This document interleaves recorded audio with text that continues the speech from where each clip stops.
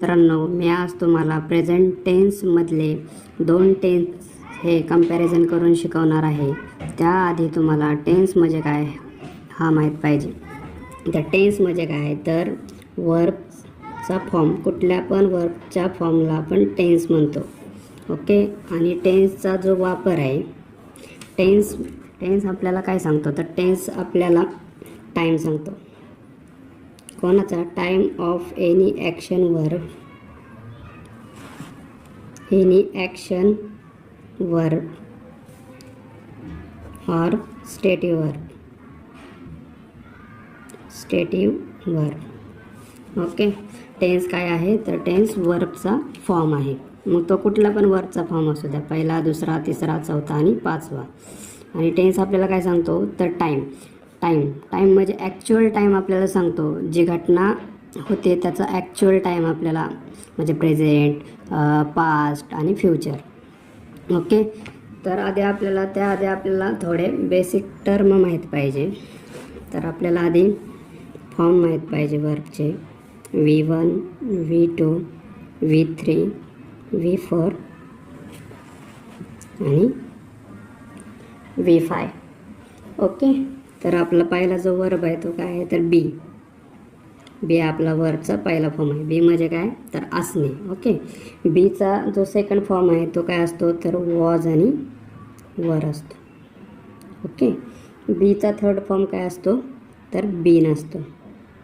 आणि बीचा चौथा फॉर्म असतो बीइंग असतो. आणि बीचा जो पाचवा फॉर्म असतो तो इज,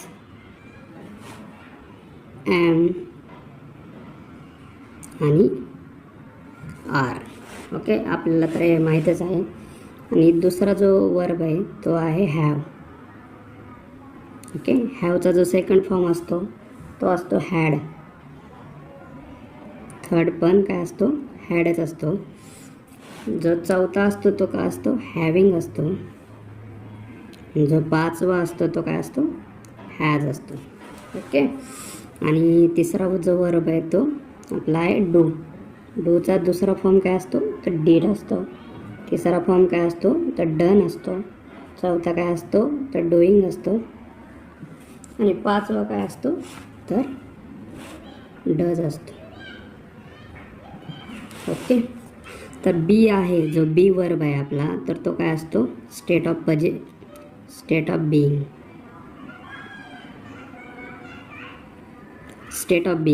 बिईंग म्हणजे काय आहे, तर नुसती अवस्था, त्यामध्ये कुठलंच काम होत नाही. म्हणजे आपण नाही का म्हणत तो डॉक्टर आहे म्हणजे काय, तर तो काय काम करत नाही ना, त्याची एक अवस्था आहे. मग तिथं आपण काय वापरतो, स्टेट ऑफ बिईंग वापरतो. दुसरं हॅव म्हणजे काय आहे, तर state of position.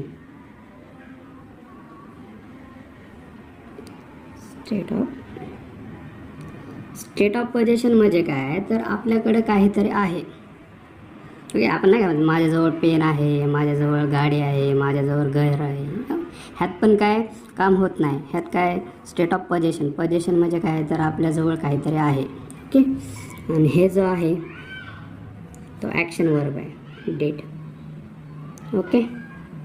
Action verb. हां, मी तुम्हाला काय सांगितलं, तर वर्बचे हे बेसिक जे आहेत ते 5 फॉर्म असतात. ओके. तर आपण आज आहे ना, प्रेझेंट इंडिपेंडंट टेन्स आणि present continuous tense, present indefinite आणि प्रेझेंट कंटिन्युअस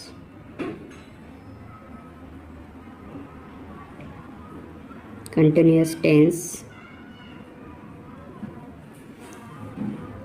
हे शिकणार आहे.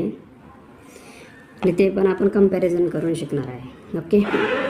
मी तुम्हाला काय सांगितलं, तर टेन्स काय आहे, तर वर्बचा फॉर्म आहे. ओके. तर हा काय आहे, प्रेझेंट इंडेफिनाइट टेन्स आहे. आणि हा काय, तर प्रेझेंट कंटिन्युअस टेन्स आहे. ओके. तर इंडेफिनाइटमध्ये वर्बचा आपण काय सांगितलं, तर टेन्स काय वर्बचा फॉर्म आहे. तर इंडेफिनाइटमध्ये कुठला फॉर्म वापरतात, तर पहिला आणि पाचवा फॉर्म वापरतात. ओके. जर सब्जेक्ट जर सिंग्युलर असेल तर पहिला, आणि प्लुरल असेल तर 5वा. ओके. आणि कंटिन्युअसमध्ये काय तर इज, ॲम आणि आर प्लस V4. ओके. ह्या इज एम आर जे वापरलेले आहे ते आपण काय वापरलेले आहेत तर हेल्पिंग वर्ब. हेल्पिंग वर्ब आणि V4 काय आहे यात तर मेन वर्ब आहे. ओके. हां. आणि ओके, तर यामध्ये आपण V1 आणि V5. ओके. V1 काय आहे तर हॅव, काय आहे तर हॅज. बी पहिला मी तुम्हाला वरती सांगितलेलंच आहे. बीचा जो 5वा काय असतो तर इज, ॲम आणि आर. ओके. आणि 3रा जो आहे तो डू आहे आणि त्याचा काय आहे तर डज आहे. ओके. हां. आणि हे कधी जेव्हा हॅव, बी आणि डू. ओके. हे जेव्हा मेन वर्ब म्हणून वापरतात, मेन वर्ब, त्यावेळेसच हे फक्त प्रेझेंट इंडेफिनाइट टेन्समध्ये येतात. ओके. आपण काय करतो जेव्हा परफेक्ट टेन्स वापरतो तेव्हा हॅव प्लस V3 सुद्धा वापरतो. ओके. तो कधी तर परफेक्ट टेन्समध्ये आपण हे वापरतो हॅव प्लस V3. पण जेव्हा हा हॅव, ओके, जेव्हा आपण काय म्हणतो तर जेव्हा तो मेन वर्ब म्हणून वापरला जातो तेव्हा आपण त्याचा वापर काय म्हणतो इंडेफिनाइट टेन्समध्ये होतो. तर ह्या 2 टेन्समध्ये जर आपल्याला डिफरन्स पाहायचा असेल तर आपण काय करतो, इंडेफिनाइट टेन्समध्ये आहे ना आपण ॲक्शन वर्ब ॲज वेल ॲज जे स्टेटिव्ह वर्ब आहेत ना ते सुद्धा वापरतो. ओके. पण प्रेझेंट कंटिन्युअस टेन्समध्ये आपण फक्त ॲक्शन वर्ब वापरतो. ओके. ह्यामध्ये आपण स्टेटिव्ह वर्ब कधीच वापरत नाही कंटिन्युअस टेन्समध्ये. आपण फक्त जी ॲक्शन होते आणि ते पण कशी टेम्पररी, जे ॲक्शन टेम्पररी असतात. ओके. त्याच आपण कंटिन्युअस टेन्समध्ये वापरतो. कंटिन्युअस म्हणजे काय तर आपण बोलताना बघताना आपल्याला जे दिसतं ते टेम्पररी कंटिन्युअसमध्ये ते वापरतो. ओके. आणि ज्या आपण प्रेझेंट इंडेफिनाइट टेन्समध्ये कुठल्या ॲक्शन वापरतो जो आपण डेली रुटीनमध्ये करतो किंवा जी ॲक्शन आपण फ्रिक्वेंटली करतो. ओके. त्याचा वापर आपण प्रेझेंट इंडेफिनाइट टेन्समध्ये करतो. ओके. हा तुमचा मेन डिफरन्स आहे पहिल्यांदा. तर मी काय एक्झाम्पल घेऊन तुम्हाला सांगतो जे इम्पॉर्टंट आहेत. ओके. तर आता हे एक्झाम्पल घेऊयात. Okay. The earth is moving around the sun. Okay. हे एक वाक्य आहे. ह्या वाक्यात काय आहे तर आपलं हे काय आहे तर वर्ब आहे. ओके. आणि हे काय आहे तर द अर्थ काय झाला याचा सब्जेक्ट झाला. ओके. हां. तर मी तुम्हाला काय सांगितलं तर जी गोष्ट किंवा जी काय म्हणतो आपण जी क्रिया परमनंट असते त्याचा वापर आपण कशात करतो तर प्रेझेंट इंडेफिनाइट टेन्समध्ये करतो. ओके. तर तुम्हाला माहितीच आहे की जी पृथ्वी आहे ती सूर्याभोवती फिरते. ओके. ह्या वाक्याचा अर्थ काय होतो तर आपण आत्ता बघताना फिरते. Earth is moving around the sun म्हणजे काय तर अर्थ आत्ता फिरत आहे. ओके. म्हणजे आपण आत्ता बघतोय आणि आत्ता फिरत आहे. पण तुम्हाला माहिती आहे की ही गोष्ट आज काय उद्या काय 10 वर्ष काय कायम असंच होणार आहे. म्हणजे हा इथं आपल्याला टेन्सचा काळ चुकलेला आहे. त्याच्यासाठीच तर आपल्याला ह्या दोघांमधला डिफरन्स कळला पाहिजे. आपण बोलेचालीमध्ये म्हणून जातो पण हे चुकीचं आहे. तर हे तर काय येणार तर इथं आपल्याला काय वापरावं लागणार, द अर्थ. हे काय तर सिंग्युलर आहे. ओके, मी तुम्हाला सांगितलं सिंग्युलर असेल सब्जेक्ट तर आपण काय वापरतो, V5 वापरतो. ओके, तर इथं इज मुव्हिंगच्या जागी काय येणार, मूव्ज येणार. ओके, आणि हे जे आहे ते युनिव्हर्सल ट्रूथ आहे ना, हे जे वाक्य आहे ते कसं आहे, युनिव्हर्सल ट्रूथ. ओके, ते कधी न बदलणार आहे. ओके, असंच जर आपण दुसरं घेतलं तर दुसरं अजून एक एक्झाम्पल घेतो, सांगतो तुम्हाला. Water is evaporating above 100 degree Celsius. म्हणजे काय आहे, तर आपण काय म्हणतो आहे, तर वॉटर आहे जे ते 100 डिग्रीच्या वरती उकळतं. ओके, तर हे जे वाक्य आहे ते आपल्याला तर माहितीच आहे की, कारण की हे जे आहे ते परमनंट ॲक्शन आहे ना, म्हणजे जे वारंवार होणार आहे. आज उकळते का, नाही. आज उकळणार तर आहे, उद्या पण आहेच ना, की असं नाही की आत्ता बघतोय आत्ता उकळतंय तर उद्या नाही उकळणार 100 डिग्री सेल्सिअसला. मग हे जे वाक्य आहे ते आपण कशामध्ये बनवलेलं आहे, ते कंटिन्युअस टेन्समध्ये बनवलेलं आहे. आणि हे चुकीचं आहे. इथं आपल्याला काय करावं लागणार, कारण की हे काय तर वारंवार होणारे, आणि हे जे आहे ते सायंटिफिक ट्रूथ आहेत ना, त्यामुळे आपल्याला ह्याचं काय बनवावं लागणार. हे काय तर वॉटर काय तर सिंग्युलर आहे, सब्जेक्ट आहे, आणि कसा आहे तो सिंग्युलर आहे. त्याच्यामुळे आपल्याला इथं काय वापरावं लागणार, वर्कचा 5th फॉर्म यूज करावा लागणार. तर इथं काय येणार, इव्हॅपोरेट्स. ओके, तर अजून एक सांगतो. तर अजून जे आहे तर आपल्याला माहिती आहे याच्यात जे गणितात काय काय वापरतो आपण, नाही काय म्हणत, 5 and 5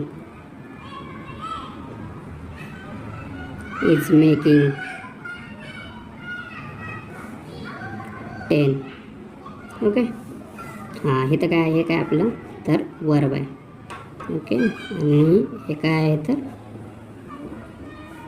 सब्जेक्ट आहे. ओके, तर आपल्याला हे सुद्धा माहिती आहे, हे काय मॅथमॅटिकल सत्य आहे ना, 5 आणि 5 10च होणार आहे ना, का ते उद्या बदलणार आहे का, 15 होणार आहे का, 5 आणि 5 10 नाही ना.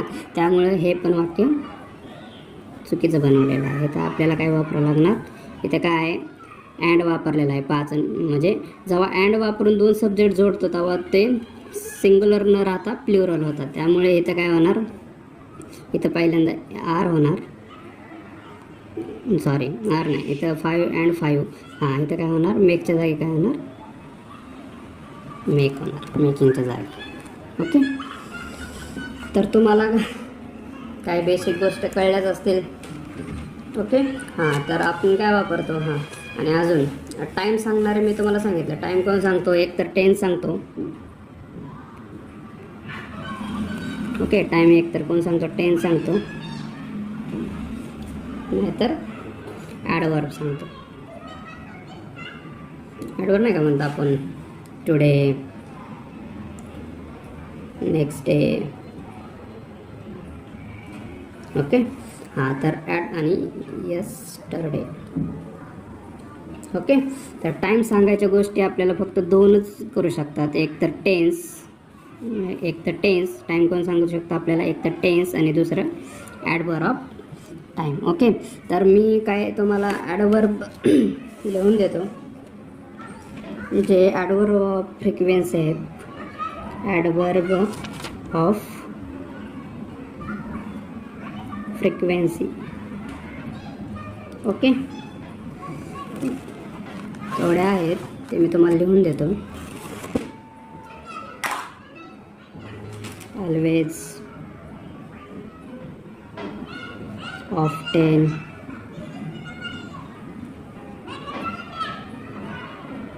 frequently. Okay, sometimes,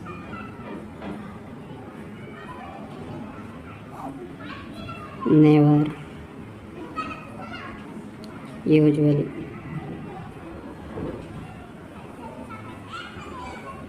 Hardly, मी सेल्डम. ओके. एक आहे तर हे काय ॲडवर ऑफ फ्रिक्वेन्सी आहे. फ्रिक्वेन्सी म्हणजे काय, जे वारंवार होते. ओके, वारंवार एकापेक्षा जास्त वेळा.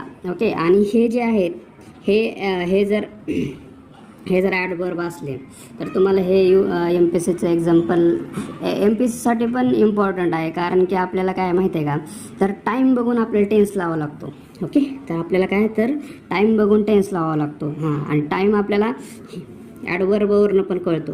जर वाक्यामध्ये जर असे शब्द वापरलेले असते ना, always, often, frequently, sometimes, never, usually, hardly, seldom, तर ओके, तर समजून जायचं हा कुठला आहे, तर प्रेझेंट इंडेफिनिट टेन्स आहे. ओके, कारण की हे आम्ही तुम्हाला सांगितलं ना, एकापेक्षा जास्त वेळा जरी एखादी गोष्ट घडत असेल तर ते आपण प्रेझेंट इंडेफिनिट टेन्समध्ये यूज करतो. ओके, आणि हे जे ॲडवर्ब आहेत ना, ते कधीच कंटिन्युअस टेन्समध्ये यूज करायचे नाहीत. ओके, तर धन्यवाद.